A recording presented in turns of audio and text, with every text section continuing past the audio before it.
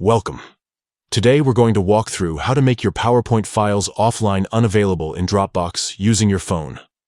This feature is really useful if you want to save space on your device or simply manage which files are accessible without an internet connection. Let's get started with the updated steps. First, open the Dropbox app on your phone. If you don't have it open already, just find the icon on your home screen or app drawer and tap to launch. Once you're inside the app, look down at the bottom of your screen and tap on the Files tab. This is where all your saved documents and folders live, including any PowerPoint presentations you've uploaded. Now scroll through your list or search to find the specific PowerPoint file you want to change.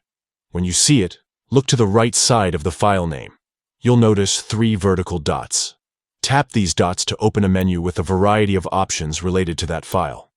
In the menu that appears, find the option labeled Make Available Offline.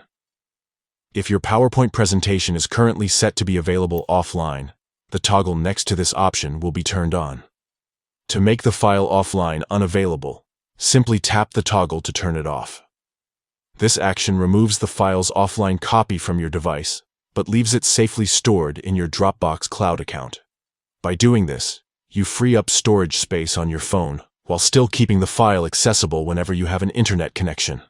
This update is particularly handy for managing larger PowerPoint files or when your device starts running low on memory.